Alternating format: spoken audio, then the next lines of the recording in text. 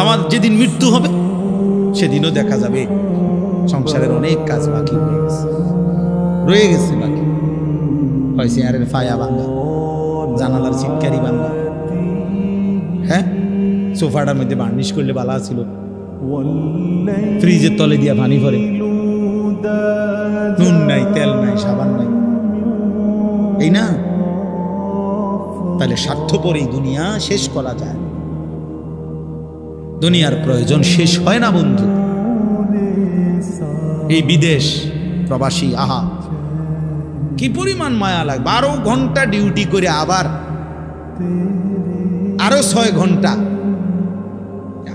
আরেক কোম্পানির স্যার কি করে 18 ঘন্টা, কেউ কেউ আর থাকে 6 ঘন্টা। এই 6 ঘন্টার মধ্যে বিশ্রাম কখন? নিজের জামাগুলা নিজে ধোয়, নিজের রান্নাটা নিজে করে। প্রবাসীগুলো বিদেশে থাকে, যে আমি তো সৌদি আরবে অনেক দূর দূর ছেলেদের কাছে গেছি, ওরা দম করে খুব মহব্বত করে। তাইলে এই নিজের রান্না নিজের, কত ছেলে যে বিশ্বাস করো ভাইয়া কি পরিমাণ কান্দে, আল্লাহর কসম। এটা যদি আমি দেখাইতে পারতাম। এখান থেকে এটা বিদেশ অনেক কষ্ট, এই কথাটা কইলে তুমি বুঝদা না ভাইয়া, অনেক কষ্ট। এটা কইলে তুমি বুঝদা না, এটা কইতে তো 1 মিনিট লাগছে, আর অনেক কষ্ট। তো বাস্তবতা হলো তার চাইতে অনেক বেশি কষ্ট। এই প্রখর রৌদ্রে, এই তীব্র রৌদ্রে, বিশেষ করে 12 ঘন্টা ডিউটি করে আসার পরে যখন একটা ছেলে বা একটা যুবক, তার একজন আপনজন কেউ নাই, আইসা নিজের 1 গ্লাস পানিটাও নিজে নিতে হয়, তো মনটারে হাহাকার লাগে যে আর কেউ তো নাই আমার। অথচ 28 বছর বিদেশ করতেছে। এক ছেলে দেখা হইলো লাস্টের দিকে, ওই আমার দেখে জড়াই ধরে কাঁদতেছে। আমি বললাম, বাবা তুমি আজ কতদিন হয়েছে আইসো? কয় হুজুর 3 বছর। এই শেষ আমার যে ছেলেটা খেজুর আইনা দিছে মদিনায়, ও ছেলেটা আপনার বলতেছে হুজুর আজ 3 বছর হয়েছে বাড়ির থেকে আসছি, একবারও যাই নাই। আমি যাইবা কখন? কয় হুজুর একটা আইডিয়া করছি যে যে ঋণগুলো করছি আরো 3 বছর যদি বিদেশ করি তাহলে ঋণগুলো শেষ হইবে, তো আশা আছে হুজুর এরপরে যাবো। এই কদ্দুর অল্প বয়সী ছেলে। হ্যাঁ ভাইয়া, এই জন্য সে যাইয়া হয়তো অনেক দুঃখের কথা বলে না বাড়িতে, যে মা কানবো, বাপে কানবে, বা বউ বাচ্চারা কানবো। এই জন্য অনেকে অনেক নিজের দুঃখের কথা বলে না, কষ্টের কথা নিজেই হজম করে পড়ে থাকে। কিন্তু তীব্র কষ্ট কইরা বুকটা মাটিত লাইগা যায়, এরপরে 2টা টাকা জমাইয়া এরপরে বাড়িতে টাকা পাঠায়, না খাইয়া না দেয়। এই কখনো একটা দোকান থেকে একটা বার্গার, কখনো একটা 1 টুকরা মুরগি, একটা কিছু খাইয়া শুয়ালায়, ক্লান্তিতে আর ভাল লাগে না যে কিটা রাখবো, শরীরে আর কুলাইতেছে না এতক্ষণ ডিউটি করে আইসা। আমি যেমন এই সারাদিন বয়ান করে রাত্রে 3টা 3:30টায় বাসায় যাই, ফজরের নামাজের পরে আমারে যদি কেউ একটা মানে এই টিস্যু বক্সটা যদি এনতিকে অনে নিয়ে যাইতো, কয় আমার মাথা তো আসমান ভাঙ্গা, মানে আমার আর কিচ্ছু শরীরে কুলায় না তখন আর। কথার কথা, তাহলে আমি আমার অভিজ্ঞতা থেকে বললাম। তো ওই ছেলেটাও তো এরকম 12টা ঘন্টা ডিউটি করে আইসা সে যখন তার রুমে আসে, তার শরীরে আর 1 বিন্দু এনার্জি থাকে না। এই জন্য দোস্ত আমার, বন্ধু আমার, স্বার্থপর বড় দুনিয়া, যে দুনিয়া কষ্টই করা যায় কিন্তু চাহিদা পূরণ হয় না। চাহিদা পূরণ। অসংখ্য যুবক আমারে বলছে প্রবাসী, হুজুর এই 12 বছরে কোনোদিনও হুজুর পরিবারকে শেষ পর্যন্ত চূড়ান্ত খুশি করতে পারিনি। মাও নারাজ, বাপও নারাজ, বউ বাচ্চাও নারাজ। 5,000 টাকা দিলে কয়তে একটা বিদেশ করে, তে বুঝি তার হাতে কেমনে 5,000 টাকা উঠল, তে বুঝি পারল না 10,000 টাকা দিত। কথা বুঝেন নাই? অর্থাৎ সবাই মনে করে তে আরো দিত হইতো। মাও নারাজ, বাপও নারাজ, ফুতও নারাজ, জিও নারাজ, বউও নারাজ। এই হলো প্রবাসীর জীবন। প্রবাসী এই এক প্রবাসী আমারে বলতেছে এইবার, এই তো আমার জড়াত, হুজুর আমরা কিচ্ছু নাই, আমার লাগে একটু দোয়া করি। আমগো কিচ্ছু নাই হুজুর, আমি কো না ভাই আছে, আল্লাহ যারা আছে সবাই। হে না, হে কান্দে আর কয় হুজুর না আমার কিচ্ছু নাই হুজুর। আমি সারাটা জীবন দিয়ে যাইতেছি, কেউ খুশি হয় না। আরো দিলে ভালো হইতো, আরো দিলে ভালো হইতো। এই জন্য দোস্ত স্বার্থপর এই দুনিয়া। আমার একটা বয়ান আছে না এরকম, যে দুনিয়া বড় স্বার্থপর এই দুনিয়া। এই জন্য ভাইয়া শুধু দুনিয়া নিয়ে পড়ে থাকো না, আখেরাতের ভাবনা ভাবো, নিজের ভালো নিজের কল্যাণ দেখো। আমি অনুরোধ করলাম, আল্লাহ তাআলা এখানে বলছে বান্দা আমাকে মনে রাখো। এমন কোনো ভোর আসবে যে ভোরে হয়তো দেখবো যে আমাদের আর নিরাপত্তা নাই। এমন কোনো সন্ধ্যা হবে হয়তো যে সন্ধ্যায় আমরা দেখব আমাদের জান মালের আর নিরাপত্তা নাই।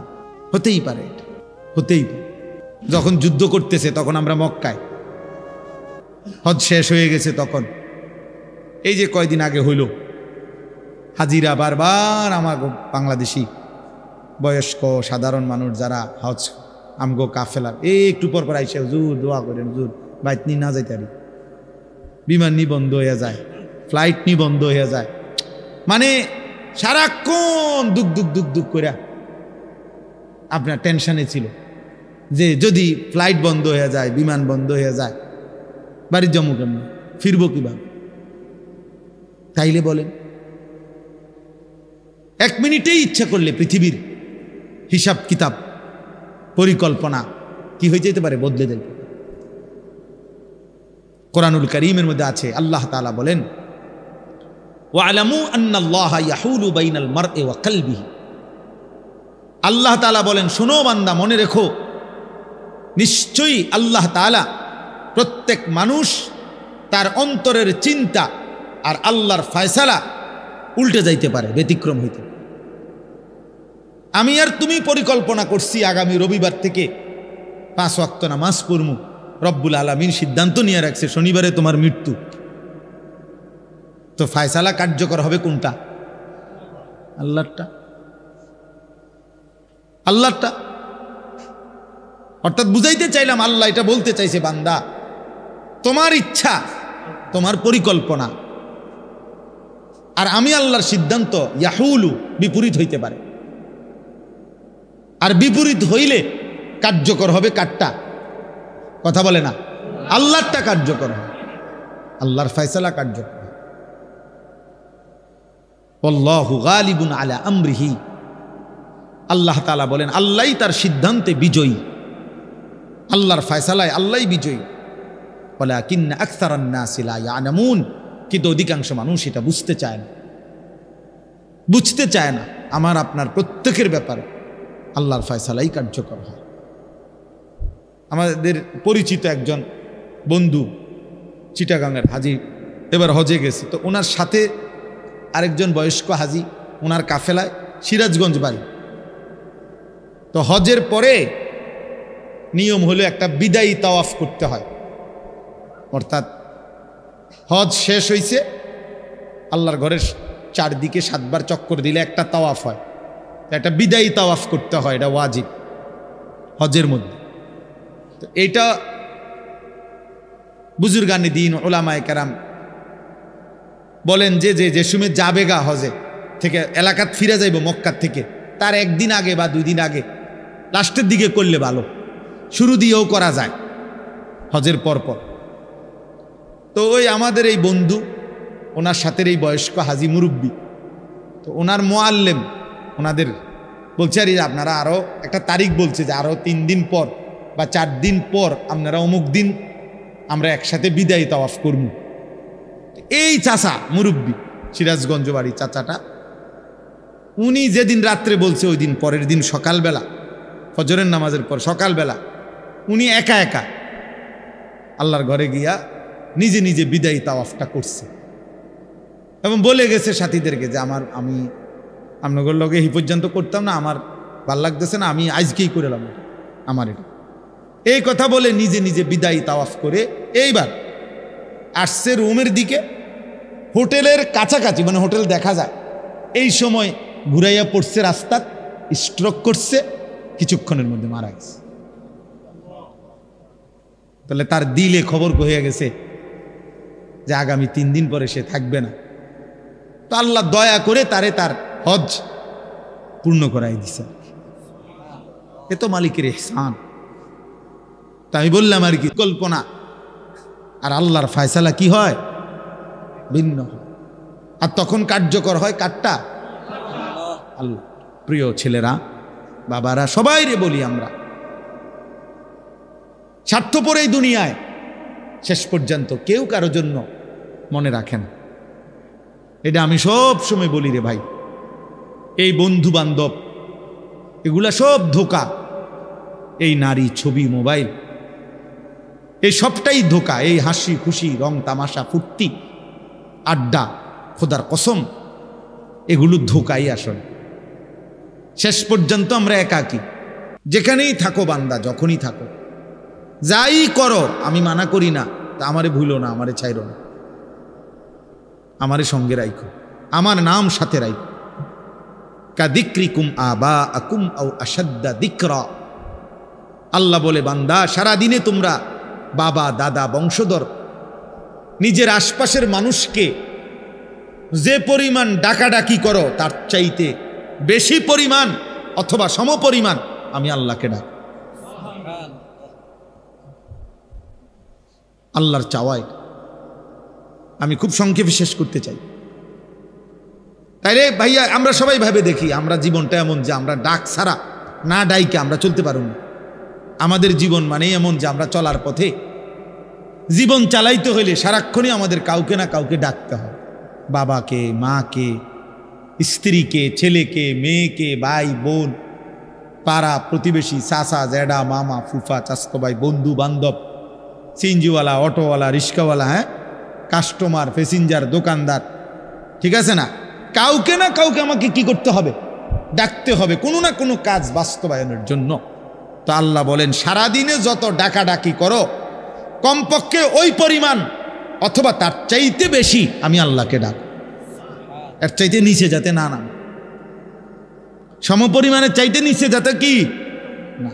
এখন ইনসাফ করে আমরা বলি, এই এখানে যে কয়জন আমরা বসছি, আল্লাহ দয়া করছে, তো আমরা সবাই ভেবে দেখি, সারাদিনে আমরা যে পরিমাণ পরস্পরকে ডাকি, আল্লাহকে আমরা সেই পরিমাণ ডাকি কিনা? তাই একটা 20 টাকার মাল বেচবে, এইটার জন্য কাস্টমাররা যতবার সার কইছে, হয়তো এটা বেচা হইলে মালটা সর্বোচ্চ হয়তো 25 পয়সা অথবা 1 টাকা লাভ হবে। এইটার জন্য তে মনে 50 বার কইছে, জি স্যার, জি জি, ইনটেক, একদম একদম ইনটেক, জাপানি, হ্যাঁ জাপানি স্যার, একদম জাপানি। জাপান থেকে আমরা এলাকা, আমার ডাইরেক্ট আমরা দোকানের সাদি দিয়া জাপান থেকে পড়ছে, ডেকের জাপান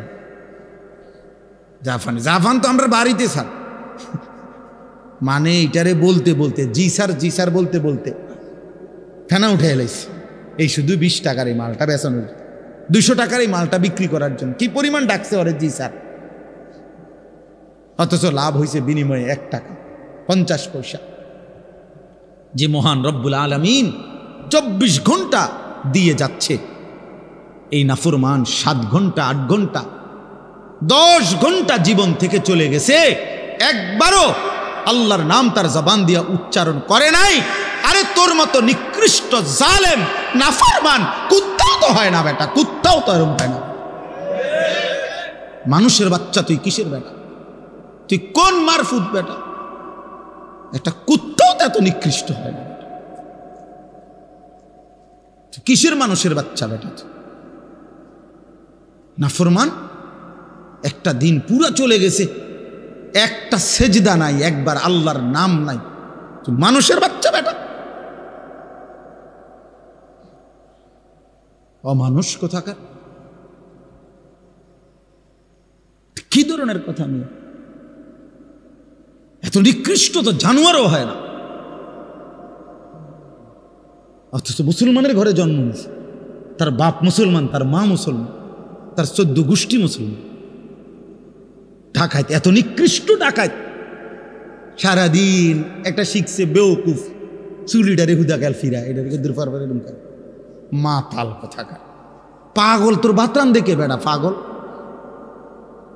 তোর কোন পাগল এটা শিখাইছে যে একটু পর চুলিটারে এরকম করস এটা একটা কাম হইল বেড়া একটা সুস্থ মানুষের এটা একটা কাম বুদ্ধি এরকম করে হ্যাঁ সারাদিন মোবাইল টিপ একটা বেডি কতক্ষণ দরকার এই সারাদিন হইয়া তখন বেডি তেল লাগে এটা জীবন এটা কোনো কথা হইল আমরা সারাদিন রাত 24 ঘন্টা আম করে বানাইছে শুধু বেডির লেগে থাউনের লেগে নাকি আর কাম নাই দুনিয়া তো হেদি সারাদিন মোবাইল দেখো এই জানোয়ারদের সারাদিন ছবি দেখো সারাদিন নর্তকী দেখে কিরে অপদার্থ তোর কি একবারও ভাবনা আসে না যে আমারে কে বানাইলো কেন বানাইলো আমি পৃথিবীতে কি আমার আর কোনো কাম নাই এটা কথা হইল মিয়া সারাদিন বুঝি তুমি এ বয়ে বয়ে বেডি চাইবা অপদার্থ চেহারা সুরত তোমাদের দেখলেই তো বোঝা যায় কালো হইয়া নিকৃষ্ট হয়ে আছে অনেক ছেলের 2-4-6 মাসে বেটা নাফরমান কোনোদিন আল্লাহকে সেজদা দেস নাই বেটা চেহারা দেখলেই তো বোঝা যায় বেটা 6 মাসে কোনোদিন 5 ওয়াক্ত নামাজ কপালে জোটে নাই ঠিক তোর উপরে বেটা থু তো তোর কপালের উপরে বেটা থু তো মারলাম বেটা তোর কপাল থু তোর কপাল উপজাতি মানুষ আছে আমাদের দেশে উপজাতি এদেরকে দ্বীনি ফিকির দরকার এদের অনেক মানুষ আছে ব্যাপক সংখ্যা যারা আল্লাহ আখেরাত পরকাল ইসলাম দিন জানে না অথচ আমাদের দেশ আমাদের অঞ্চল অথচ খ্রিস্টান মিশনারিরা তাদের দিকে মেহনত করে তাদেরকে খ্রিস্টান বানাচ্ছে আমি নিজে দিনাজপুর গেছি